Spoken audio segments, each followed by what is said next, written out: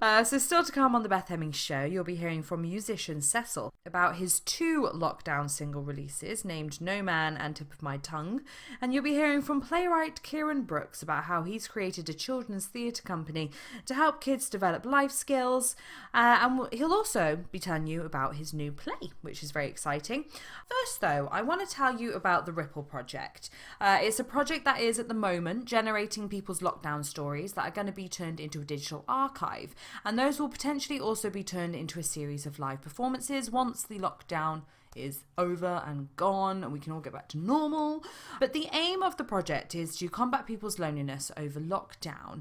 The project is spearheaded by the GW Theatre Company. They are an issue-based theatre company that perform predominantly to young people of primary and secondary school age. So you're about to hear from Dave Jones from GW Theatre Company. He's going to tell you all about how they deliver productions that highlight pressing social issues that allow the youngsters to develop critical thinking about social issues. You're empowering children. You're actually giving them a sense of not responsibility, but a sense of control over themselves, some self-protection. And I think we've got to do that with kids. And this, what's happening now with the pandemic, that kids, we've just been talking, you and I, about how our confidence might have been affected by all this. And we've got kids that haven't seen kids of their own age for over a year, apart from 3 or 4 occasions. And that's going to have a massive impact on them, which in a way is one of the reasons it's what we're talking about today, why I came up with the idea for the Ripple Project, really. Because we can't tour plays at the moment. We can't do what we enjoy doing. We can't do what we're very good at. Kids mainly are not in school, but neither are many adults, parents, families, and particularly older people. So I sat in my office for the first 3 to 4 months of the lockdown, just looking at the wall, basically thinking, we're not going to be able to do anything at all until this thing had finished, and was getting pretty low myself. And then just thought, well, what if we tried to gather some of the stories and experiences that people are having? I've done some wonderful things. I've got 4 kids, and most of them, because they still live with us, we've been able to see each other. So we've done things as a family we would never have done if there hadn't been a pandemic. Good things. Time and fun and activities and things we've done together. But we've also had some very lonely moments.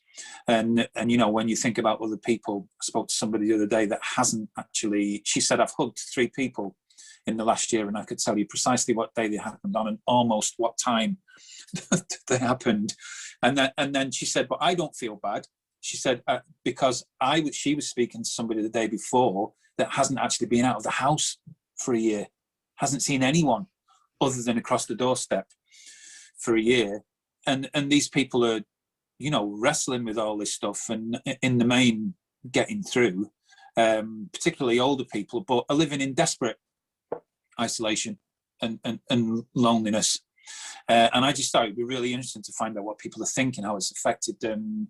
Has it made them unhappy? Are there things that have made them happy? What have they done to get through that, to get through the tedium? How are they managing to speak to people?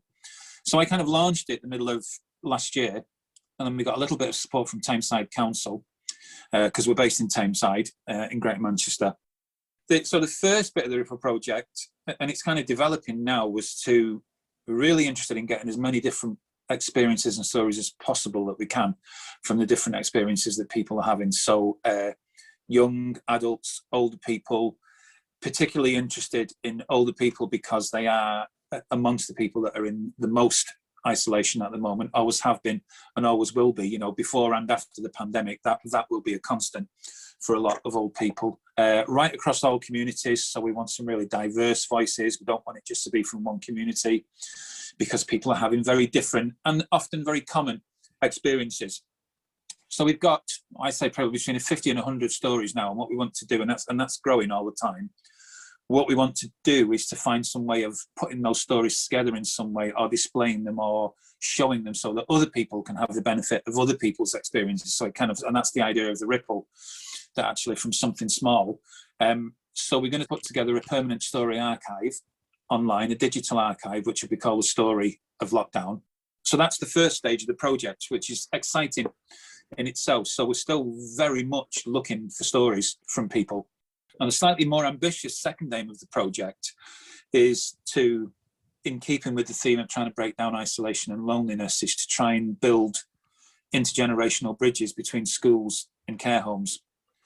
So we're already working with four secondary schools in Tameside and their primary feeders, and we're trying to link those schools to a care home that's close to them.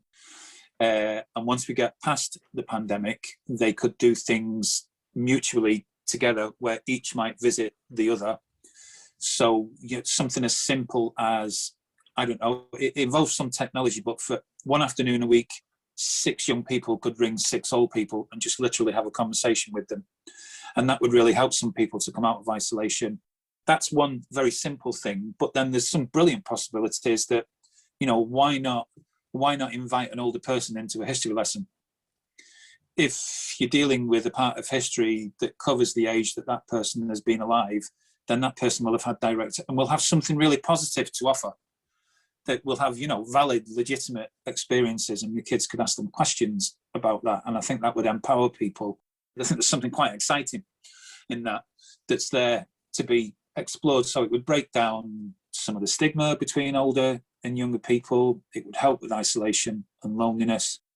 It's a really beautiful initiative because it's not only, helping yourselves keep busy and creative and feeding into your own passions, but it's projecting something so wonderful out into the community. In what ways do you think that it's going to build up that community resilience and helping people combat loneliness? Do you think it would be maybe a case where someone might watch someone else's story from the archive and be like, oh my gosh, that's what happened to me? And then there's that comfort in, sharing those experiences, even if it is virtually or digitally.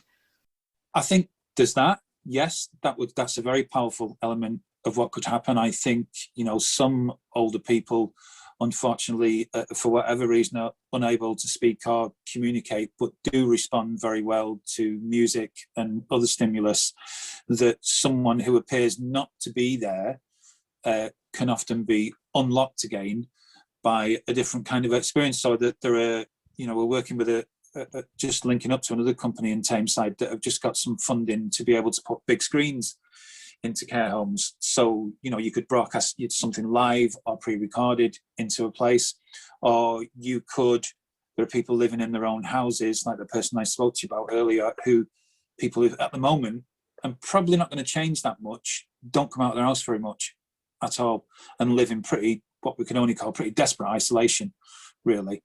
But a piece of technology could put you or me in the room with them, could put their grandchild in the room with them. And it does help to actually see another face, hear somebody's voice, hear a different opinion. And I think that in itself would be radical for a lot of people, just to have that. If I feel like this, and most of my family's at home, and I'm seeing most of the people that I love, actually what is going on in some other people's lives, and you begin to get some perspective on how flattening an experience it must be not to see people very often. So I think that's the challenge, really, and I think we've got to take it. We've got to try and help some people, and we can. Those of us that can should.